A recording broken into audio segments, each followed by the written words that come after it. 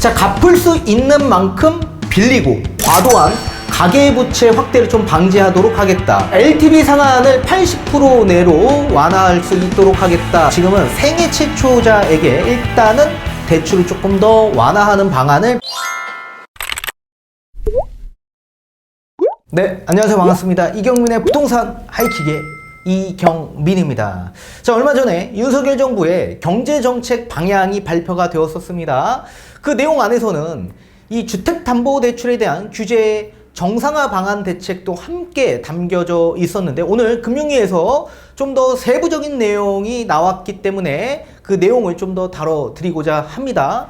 자, 새 정부의 가계대출 관리 방향 및 단계적 규제 정상화 방안 일환으로 인해서 이 대출 규제 개선에 따른 여러 가지 정책 발표를 함께 보도록 하겠습니다. 자, 새 정부 가계부채 관리 방향에 따라서 나온 얘기들입니다. 자, 코로나19 대응 과정에서 큰 폭으로 확대된 가계부채가 우리 경제 금융에 부담이 되지 않도록 증가세를 안정적으로 관리하겠다. 자, 갚을 수 있는 만큼 빌리고 연소득 대비해서 대출을 해주겠다라는 얘기고, 또 나누어 갚는 이자만 내는 만기일시 상한이 아닌 분할 상한을 유도하면서 그걸 관행으로 진행할 수 있도록, 안착할 수 있도록 하겠다. 또 이 안착을 통해 소득 수준을 넘는 과도한 가계부채 확대를 좀 방지하도록 하겠다. 자, 7월 1일부터는 차주 단위 DSR이 3단계가 시행이 될 예정에 있습니다. 이건 뒤에 가서 다시 말씀을 드리도록 하겠고요. 자, 부동산 대출 규제의 단계적 정상화가 이뤄질 수 있다라는 얘기입니다. 자, LTV 상한을 80% 내로 완화할 수 있도록 하겠다라는 얘기고, 이것도 뒤에 자세히 설명해 드리도록 하겠습니다. 자, 1주택, 다주택자에 대한 LTV 정상화는 상한 능력 심사, 이 DSR이 좀 안착이 되고 가계부채, 부동산 시장 상황 등을 좀 봐가면서 추진하도록 하겠다라고 얘기하고 있습니다. 지금은 1주택, 다주택이 아니라 지금은 생애 최초자에게 일단은 대출을 조금 더 완화하는 방안을 발표한 거고, 시간이 조금 더 지나면 1주택, 그 다음에 다주택에 관한 이런 LTV나 또 여러 가지 이 대출에 대한 완화책이 나올 수 있을 것으로 보여집니다. 자, 또 이렇게 DSR 산출 시에 청년층 같은 경우에는 이 대출로 좀 많은 제약들이 있기 때문에 장래 소득을 좀 인정해서 확대를 해주겠다라고 얘기하고 있습니다. 또 여기에 DSR 3단계 시행에 맞춰 생계자금 관련된 대출 규제를 지금 좀 더 확대하면서 개선을 시켜주겠다라는 얘기입니다. 또 금리 상승기에 취약차주를 좀 보호하기 위해서 이 장기 고정금리 대안 프로그램 안심전환대출을 공급해 주겠다라고 얘기하면서 초장기 50년 정책 모기지를 도입해서 체증식 상환 방식 활성화를 할 수 있도록 하겠다라는 얘기입니다. 자, 어떤 내용들이 있는지 좀 더 세부적으로 알아보도록 하겠습니다. 자, 일단 7월 1일부터 차주 단위 DSR 규제가 확대 시행이 될 예정에 있습니다. 자, 지금 현행 기준에서는 규제 지역 내 6억 원이 초과되고 신용대출 1억 원이 초과될 경우 총 대출에 2억 원이 초과되면 DSR 40%가 적용이 되죠. 자, 그런데 이제는 규제 지역 내 6억 원이 초과가 되지 않더라도 이제 모든 총 대출에 1억이 넘어갈 경우에는 DSR 40%가 함께 적용이 된다라는 얘기입니다. 이렇게 서민 취약계층 보호 등을 위해 일부 대출은 DSR 산정 시에 제외는 해주겠다라면서 이 DSR 산정 시에 제외되는 대출 항목들이 열거되어 있습니다. 자, 일단 첫 번째는 전세대출은 DSR 포함시키지 않겠다. 또 보금자리론에 따른 정책 모기지, 이것도 마찬가지 DSR 배제되고요. 이주비 대출, 중도금 대출 또한 마찬가지 DSR 적용이 되지 않습니다. 또 서민금융상품과 함께 300만 원 이하 소액 신용대출, 주택연금, 상용차 금융, 할부, 리스 및 단기 카드 대출 같은 경우에도 DSR 포함시키지 않겠다라고 얘기하고 있습니다. 또 정책적 목적에 따라 정부, 공공기관, 지자체 등과 협약을 체결해서 취급하는 대출, 자연재해 지역에 대한 지원 등 정부 정책 등에 따라 긴급하게 취급하는 대출도 DSR에 제외시키겠다라고 얘기하고 있습니다. 또 긴급 생계자금으로 여신심사위원회 승인을 받은 주택담보대출 같은 경우에도 지금 1억 원까지는 DSR이 배제됩니다. 근데 이거를 1억 5천까지 한도를 늘려주겠다라고 얘기하고 있고요. 또 여기에 추가적으로 보험계약대출, 또 예적금 담보대출도 마찬가지 DSR에서는 배제된다라고 보시면 좋을 것 같습니다. 자, 대출 규제 완화로서 첫 번째입니다. 생애 최초자 LTV 80%까지 완화해 주겠다라고 지금 나와 있습니다. 자, 쭉 보면 현행 기준에서 보신다면 여기 좀 자세히 표시가 나와 있죠. 자, 생애 최초 또는 플러스 생애 최초 외에 무주택자 연령에 제한 없이 혜택을 다 받아보실 수 있는데, 지금 현행 기준에선 생애 최초는 뭐냐? 처음으로 집을 구입하고자 하시는 분들. 생애 최초 외 무주택자는 지금까지 주택이 있었는데 매도하고 이제는 무주택으로 유지하고 있으신 분들.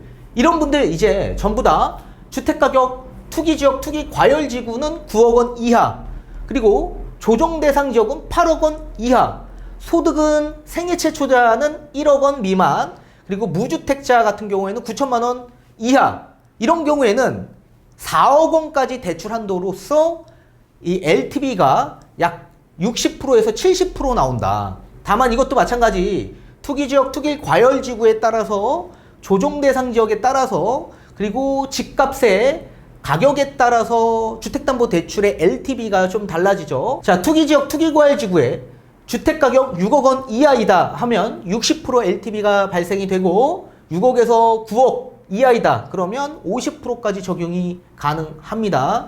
또 조정대상 지역에서는 5억 원 이하는 70%, 5억에서 8억 원 이하는 60%, 그리고 나머지 기타 지역은 70%까지 다 발생이 되죠.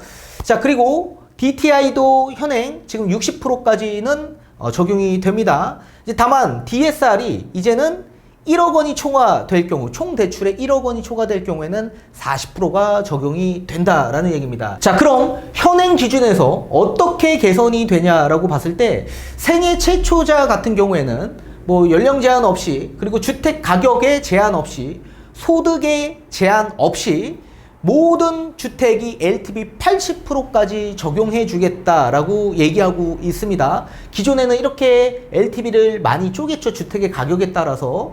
근데 지역과 주택 가격 상관없이 전부 다 80%까지 해주고, 그리고 대출에 대한 한도도 기존에 4억이었는데 6억 원까지 늘려주겠다라고 얘기하고 있습니다. 자, 6억 원까지 늘려준 가장 큰 이유는 수도권의 평균 가격이 6억 원이기 때문에 6억 원으로 이 가격을 상향 조정해 주겠다라고 얘기하고 있는 겁니다. 대출 한도를. 자, 이에 반면에 생애 최초 무주택자 같은 경우에는 거의 현행대로 진행이 된다라고 보시면 좋을 것 같습니다. 자, 두 번째, DSR 산정 시에 청년층의 장래소득 반영을 좀 더 확대시켜 주겠다라고 얘기하고 있습니다. 자, 장래소득 증가 가능성은 높으나 현재 소득으로 DSR 산정 시에 상환 능력이 과소평가되는 청년층에 대한 DSR이 좀 개선이 돼야 된다라고 얘기하고 있습니다. 자, 쉽게 예를 들면 20대 같은 경우에는 사실 이 사회 경력이 굉장히 좀 적기 때문에 연소득이 굉장히 좀 적을 수밖에 없을 겁니다. 그러니까 지금 기준에서 본다라고 한다면 상환 능력이 너무 과소평가되어 있다.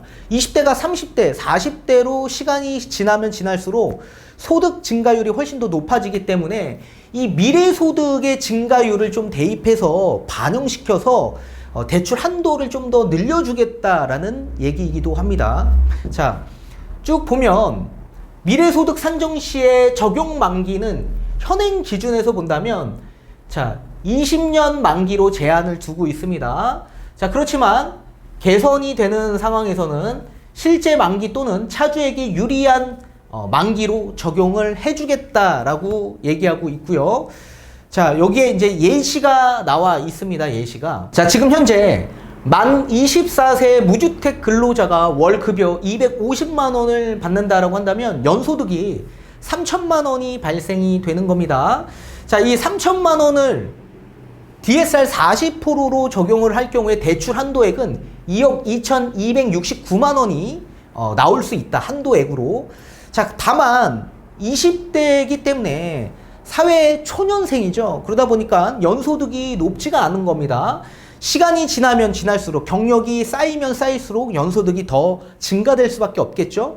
따라서 장래소득, 예상소득 증가율을 곱해서, 연소득에 곱해서 장래소득이라는 금액을 DSR 40%로 적용하겠다라는 얘기입니다. 그렇다 보면 최대 3억 3,760만 원까지 대출 한도액이 늘어난다. 그러면 기존의 한도액보다 약 51.6% 정도가 증가된다라는 얘기입니다.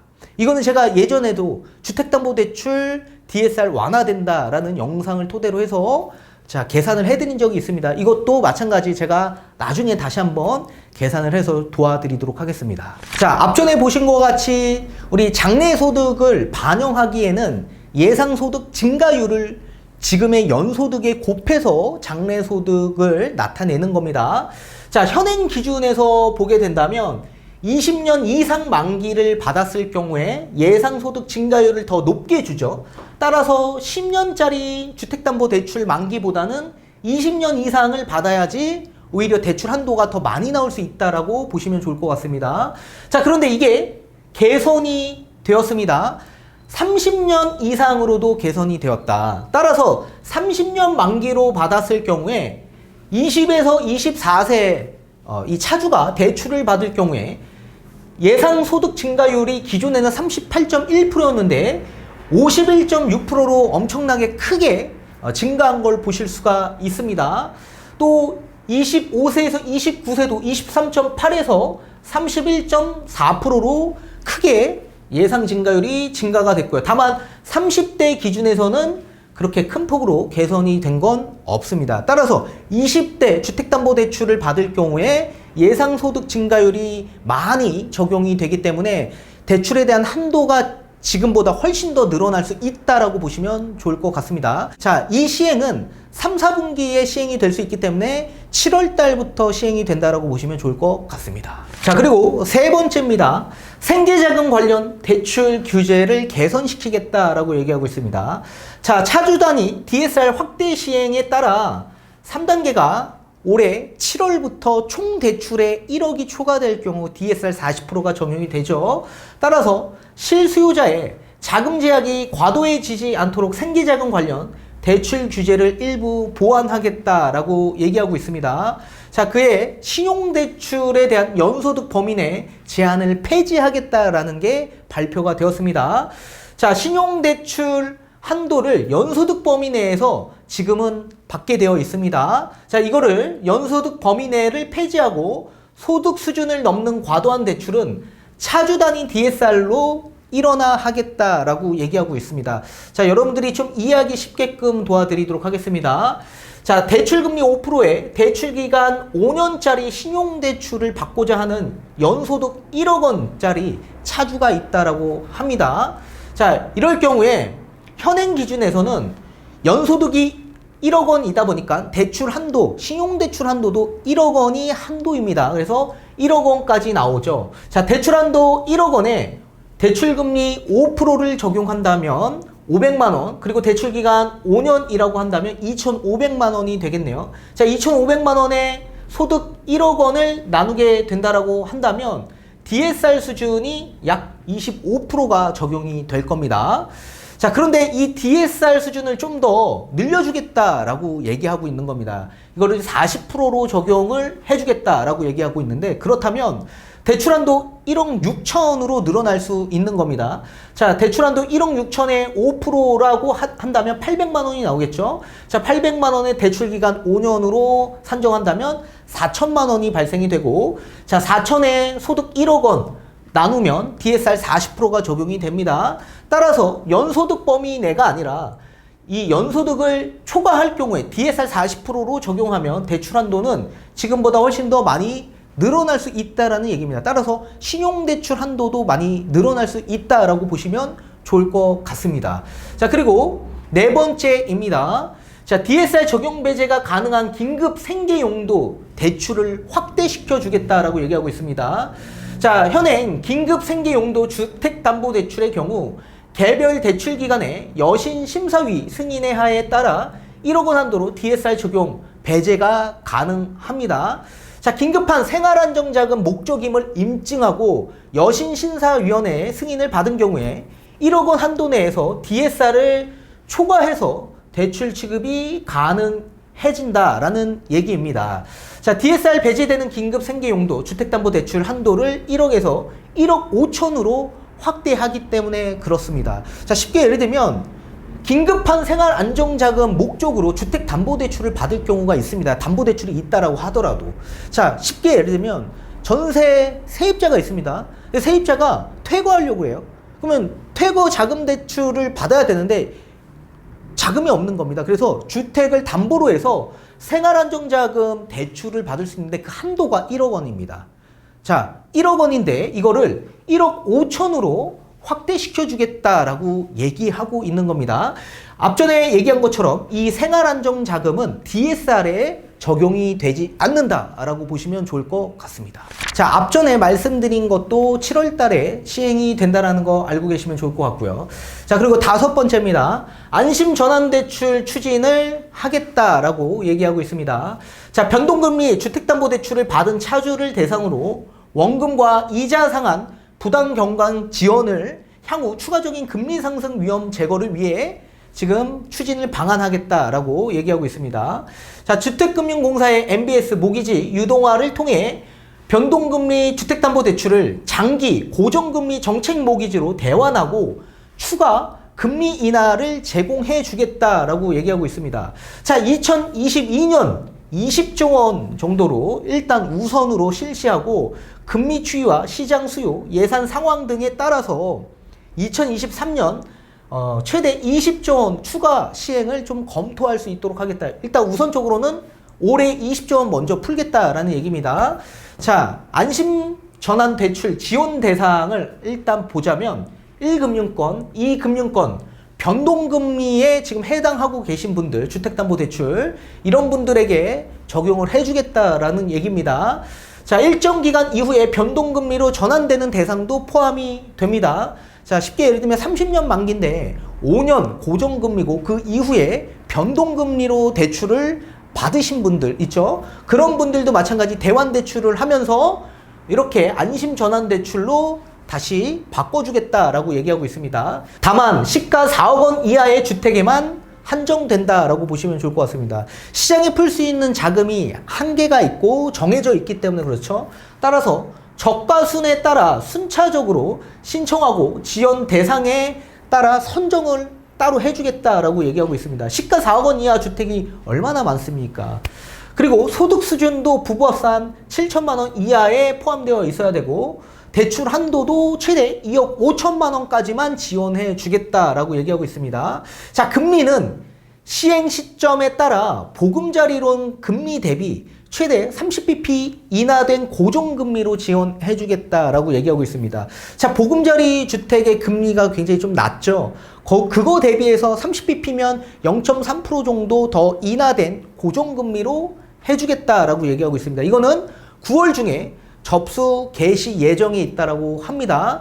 자, 다시 종합해 보자면 우리 그 주택담보대출에 대한 이 변동금리 주택담보대출을 장기 고정금리 정책 모기지로 대환해 주겠다. 그리고 추가적으로 금리 인하해 주겠다. 그리고 자금은 20조 원으로 우선적으로 실시하겠다. 그러니까 자금이 한정되어 있다 보니까 적과순에 따라 신청 지원 대상을 따로 선정해 주겠다. 그러니까 빨리 신청을 하고 시가가 낮은 주택은 이렇게 고정금리로 바꿔줄 가능성이 매우 높겠죠. 다만 조건은 시가 4억 원 이하. 그렇다면 아파트에서는 아예 없고 서울 일대에서는 이제 빌라, 다세대 연립주택, 그리고 이제 지방 또는 아니면 경기 인천 지역 외곽 지역 일대에 있는 아파트들 그렇게 보시면 좋을 것 같습니다. 아파트도 수도권 일대 4억 원 이하 거의 없죠. 그래서 다세대 연립주택 그리고 지방 아파트를 기준해서 아마 말씀을 하는 것 같습니다. 자, 그리고 마지막 6번째입니다. 주택금융공사 정책모기지 제도를 개선시키겠다라고 얘기하고 있습니다. 자, 생애 최초 주택 구매자에 대해서는 주택 소재 지역 아파트 여부와 관계없이 LTV 80%를 적용하고 있습니다. 자, 원활한 LTV 80% 대출을 위해 모기지 보증 활용을 예정해 있고요.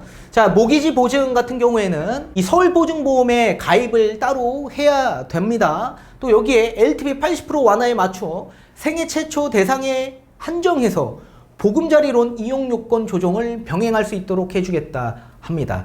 자, 보금자리론과 적격대출 같은 경우에도 LTV 80%가 적용이 된다는 걸 알고 계시면 좋을 것 같습니다. 또 50년 만기 모기지 도입을 통한 대출 한도를 좀 확대해 주겠다라고 얘기하고 있습니다. 자, 현행 보금자리론 적격대출 최장 만기를 현행 40년에서 50년으로 확대해 주겠다라고 얘기하고 있습니다. 자, 이렇게 40년에서 50년으로 확대할 경우에 월 상환 부담이 137만원에서 128만원, 약 9만원 정도로 감면이 되고요. 최대 대출 한도도 2억 9천에서 3억 1천으로 좀 늘어난다. 그렇게 보시면 좋을 것 같습니다. 또 여기에 체증식 상환 방식 도입 확대를 통한 청년층 상환 부담을 완화해 주겠다. 대출 초기에는 상환하는 원금이 적고 시간이 지나면 지날수록 원금 규모가 커지는 방식, 그러니까 원리금 상환 방식이라고 보시면 좋을 것 같습니다. 또 여기에 조기 상환 수수료율 인하를 통한 이용 부담 완화를 해주겠다라고 얘기하고 있습니다. 자, 보금자리론 적격대출의 조기 상환 수수료 같은 경우에는 현행 1.2%입니다. 그리고 3년 슬라이딩 방식이죠. 이거는 3년 동안 시간이 가면 갈수록 이 조기 상환 수수료가 계속 깎인다라는 얘기입니다. 자, 그리고 이게 0.9%로 약 25% 정도 인하해 주겠다라고 얘기하고 있습니다. 지금 현행 1금융권 같은 경우에는 거의 상환 수수료가 거의 1.8% 수준이거든요. 근데 이제 보금자리나 적격대출 같은 경우에는 1.2%로 상환 수수료가 굉장히 적은데 더 많이 인하해 주겠다라는 얘기입니다. 이 또한 마찬가지 7월, 8월까지 이렇게 추진을 할 예정이 있고, 정책 모기지 생애 최초 LTV 80% 적용하는 거는 11월 달에 진행해 주겠다. 그러니까 정책 모기지 적격대출이나 보금자리론 같은 경우 LTV 80%까지 적용 병행할 수 있도록 해주겠다라고 얘기하고 있죠. 이건 11월 달에 추진하겠다라는 얘기입니다. 아무튼 이렇게 금융위에서 종합적인 세부적인 이 앞으로의 이 방향성에 대해서 발표가 나왔기 때문에 무주택 수요층들은 이제 앞으로 담보대출이 어떻게 완화가 될 거고 한도가 어떻게 늘어날 수 있는지를 잘 파악을 해서 내 집 마련을 잘 하시는 게 좋으실 것 같습니다.